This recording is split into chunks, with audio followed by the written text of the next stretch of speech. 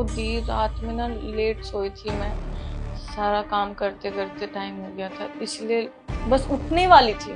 इस घर में सब सुबह 6 बजे जगते हैं और अभी दोपहर के 2 बज रहे हैं। अभी तक उठाने गया तुमसे? उठने वाली थी दी, बस उठ ही रही थी तो महारानी ये चाह रही थी कि उनकी बड़ी दीदी उनके बिस्तर पे जाके चाय दे, फिर उन्हें प्यार से जगाए, अरे देवरानी जी जग जाओ चाय पी लो, यही चाहती हो क्या? और हाँ, एक बात तुम कान खोल के और सुन लो, इस घर में तुम्हारे सास ससुर तो है नहीं, जो कुछ हूँ मैं ही हूँ, तो जो मैं तुमसे कहूंगी तुम्हें वो करना पड़ेगा। अब थोड़ा सा अपने पैरों को कष्ट दे देंगी, उठ लेंगी बिस्तर से? ओके दी।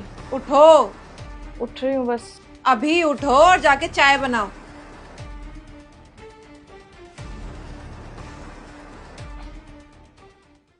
भैया मैंने ना दुबे जी को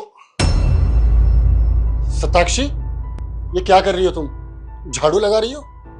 किसने बोला तुम्हें झाड़ू लगाने के लिए? भाभी ने बोला झाड़ू लगाने के लिए। भाभी? सताक्षी को आपने बोला झाड़ू लगाने के लिए? हाँ तो झाड़ू ही तो लगा रही है, घर का काम ये नहीं करेगी तो फिर कौन करेगा? आधे घर का काम मैंने कर दिया, आधा ये कर रही है। व्हाट यू मीन के आधा काम आपने कर दिया और आधा काम ये करेगी? अभी हमारी शादी को फकत 2 दिन हुए और 2 दिन में आपने सताक्षी के हाथ में झाड़ू पकड़ा दी। भैया चल क्या रहे? अरे वाह, तुम्हारी बीवी झाड़ू लगा रही तो तुम्हें दर्द हो रहा है? इतने सालों से मैं घर के सारे काम कर रही थी, अब तो तुमने नहीं बोला कि भाभी आपकी नई नई शादी हुई है, आप आराम कर लो। है बीवी का दर्द बहुत नजर आ रहा है देवर जी आपको। अच्छा, तो अब आप हमारी माँ पे उंगली उठा रहे हो? मतलब जब आप इस घर में आए तो मेरी माँ ने आपको 2 ही दिन में झाड़ू पकड़ा दी थी। अरे देवर जी, आप घर में रुकते होंगे तब तो आपको पता होगा, जब आप घर में रुकोगे ही नहीं तो आपको कहाँ से पता चलेगा कि आपकी प्यारी मम्मी ने मेरे साथ क्या किया क्या नहीं किया। भाभी आपका ना दिमाग खराब हो गया, यू नीड ट्रीटमेंट। भैया आप ही समझाओ इन्हें, छोड़ो इसको, चलो।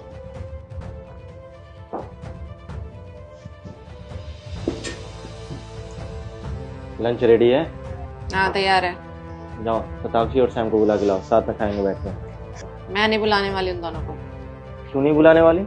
तुमने अभी देखा नहीं कैसे तुम्हारे भाई ने मेरे साथ बदतमीजी से बात करी? उसने कोई बदतमीजी नहीं की, उसने बस सही का साथ दिया। तुमने अपनी गलती नहीं देखी? अरे उसको 1 दिन हुए इस घर में आए हुए और तुम उससे काम करवा रही हो। और ये भी छोड़ो कि 1 दिन हुए, उससे काम ही क्यों करवाना भाई? तुम्हें तो हमेशा गलती मेरी ही नजर आती है, अपने भाई की नजर नहीं आएगी, ना उसकी बीवी की नजर आएगी। और एक बात बताओ, अगर मैंने काम करवा दिया उससे तो वो कौन सा घिस गई? घर के काम है, मैं भी करती हूँ, उसने कर दिया तो कौन सी बड़ी बात होगी? देखो मैं किसी की गलती पे ध्यान नहीं दे रहा हूँ, मैं बस उसका साथ दे रहा हूँ जो सही है। और यार तुम खुद बताओ ना, अभी उसको आए हुए 1 दिन हुए हैं, उसको ढंग से पता नहीं है कि घर वाले कैसे हैं, यहाँ काम कैसे होता है, और तुम अगले दिन से काम करवा रही हो। ये तो गलत है ना यार। जब मेरी भी नई नई शादी हुई थी ना, मैं पहली बार इस घर में आई थी, तो मैंने भी पहले दिन से इस घर का काम करना शुरू कर दिया था। यार तुम तो बच्चों जैसी बातें कर रही हो। मतलब तुम्हारे साथ जो हुआ है तुम उसके साथ वैसा ही करोगी? बदला ले रही हो उससे? मैं कोई बदला नहीं ले रही हूँ उससे। नहीं, इसको बदला लेना ही कहेंगे। जिस तरीके से तुम हरकतें कर रही हो ना, ये बच्चों जैसी हरकतें हैं। सुधार लो अपने आप को। भैया आप ना भाभी से पूछ ही लो कि ये क्या चाहती है। आज पता है भाभी ने सुबह क्या किया? सताक्षी को थाली बजाकर उठा रही है ये। अरे ऐसे तो कोई किसी जानवर को भी नहीं उठाता। नई नवेली दुल्हन है वो, क्या सोचेगी वो कि हमारा खानदान ऐसा है?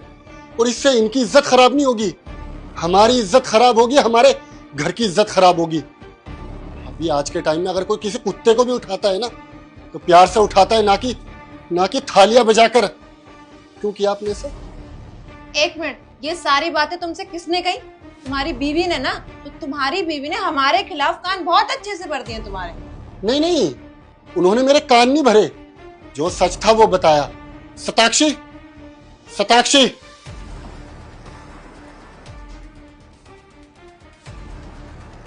बड़े भैया को बताना कि भाभी ने आपको सुबह कैसे उठाया।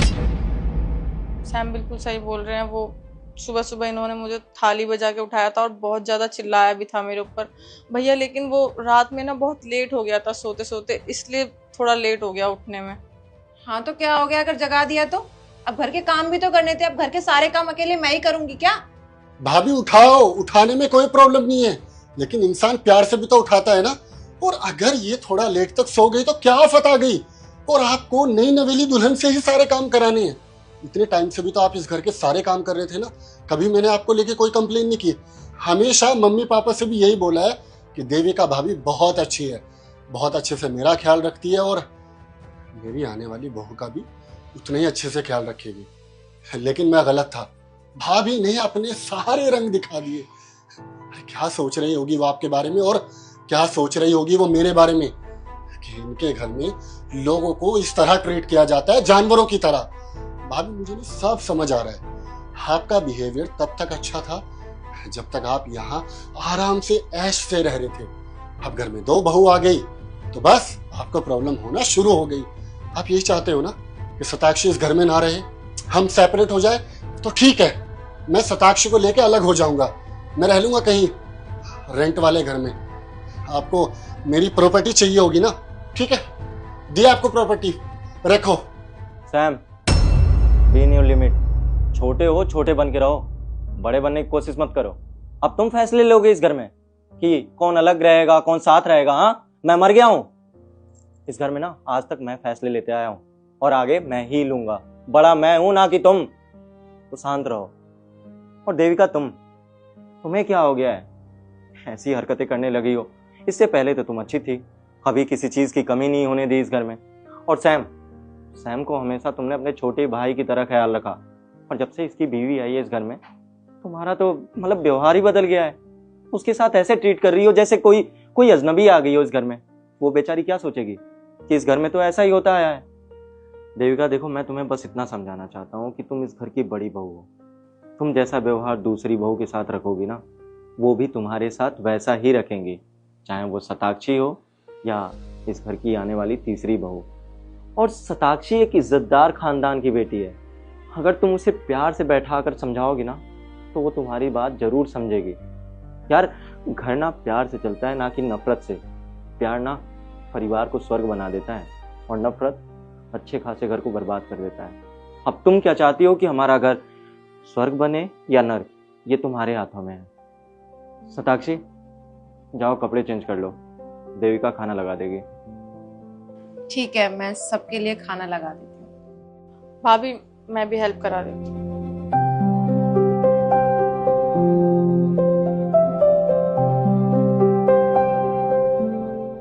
सर, नीचे जो कस्टमर बैठे हैं, आप किसी और स्टाफ को भेज देंगे उनका ऑर्डर लेने के लिए। सर, मैं नहीं ले सकती हूँ। दीक्षा, अब ये कौन सा नया बहाना है काम न करने का? सर, कोई बहाना नहीं है। एक्चुअली बात ये है, वो मेरे कॉलेज के बहुत अच्छे दोस्त हैं और आज सडनली इस रेस्टोरेंट में आ गए हैं। और सर, मुझे ऐसे जॉब करते हुए यहाँ देखेंगे तो सर मेरी बहुत इंसल्ट हो जाएगी। नीचे जो कस्टमर बैठे हैं वो तुम्हारे कॉलेज के दोस्त हैं? झूठ बोलने की भी हद होती है दीक्षा। तुमने अपने स्टैंडर्ड और उनके स्टैंडर्ड देखा है? कहीं से भी मैच होता है? देखो, यहाँ पे बहानेबाजी नहीं चलेगी। ऑलरेडी रेस्टोरेंट में इतना कम काम आ रहा है और ऊपर से आए दिन तुम्हारे ये ड्रामे। चुपचाप जाकर ऑर्डर लेकर के आओ। ओके।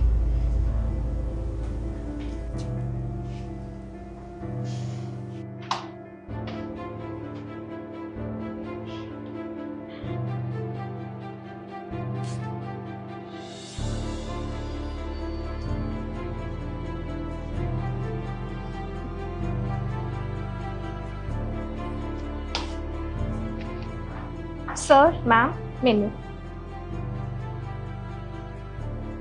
शीतल, इसकी आवाज कुछ जानी पहचानी सी नहीं लग रही है?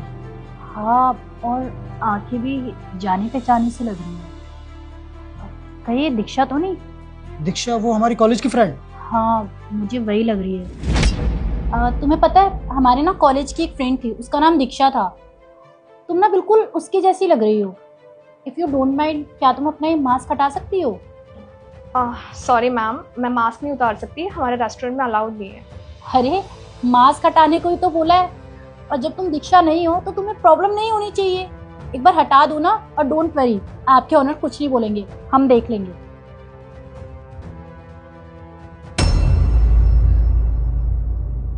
देखो, मैं नहीं कह रहा था दीक्षा है।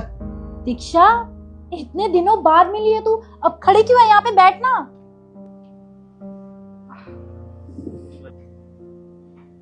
और बता, कैसी है? और एक बात बता, तू अचानक से कहाँ गायब हो गई थी? और कॉलेज भी तूने बीच में ड्रॉप आउट कर दिया था। मुझे तो कुछ समझ नहीं आ रहा। तेरे को हमने कितने कॉल मैसेजेस किए, तेरा नंबर भी नहीं लग रहा था। और एक बात समझ नहीं आई, तू यहाँ पे वेटर का काम क्यों कर रही है? सब कुछ ठीक है ना? और तेरी लाइफस्टाइल तो बहुत अच्छी थी, तेरा स्टैंडर्ड भी बहुत अच्छा था, तो तू यहाँ पे वेटर की जॉब कर रही है, मुझे कुछ समझ नहीं आया। सही कह रहे हो तुम लोग। मेरी लाइफ में ऐसा ज़रूर हुआ है कुछ, जिसके बाद मेरा सब कुछ बदल गया। मुझे मेरा कॉलेज भी ड्रॉप आउट करना पड़ा। शीतल, सूरज, दरअसल बात यह है, कुछ टाइम पहले ही मेरे पापा का देहांत हो गया, जिसके बाद मम्मी की तबीयत भी ज़्यादा कुछ ठीक नहीं रही। ऊपर से पापा ने बैंक से कुछ लोन्स लिए थे, जिसके बाद बैंक वालों ने घर आके हमारा घर, हमारी प्रॉपर्टी सब जब्त कर ली। और पापा ने जिससे थोड़े बहुत पैसे भी लिए हुए थे, उन लोगों ने भी घर पे आके परेशान करना शुरू कर दिया। तो तुम लोग ही बताओ मैं क्या करती। माँ की तबीयत इतनी खराब, उनको भी मुझे देखना था। पैसों के नाम पे घर पे कुछ नहीं बचा था। ऊपर से छोटा भाई, उसकी भी पढ़ाई के खर्चे, और कॉलेज बीच में ड्रॉप आउट करने के बाद मुझे कहीं अच्छी नौकरी भी नहीं मिल रही थी, क्योंकि मेरी पढ़ाई पूरी नहीं हो पाई थी। तो बस मैंने वो घर, वो शहर, अपने दोस्त सबको पीछे छोड़ दिया और इस शहर में आ गई।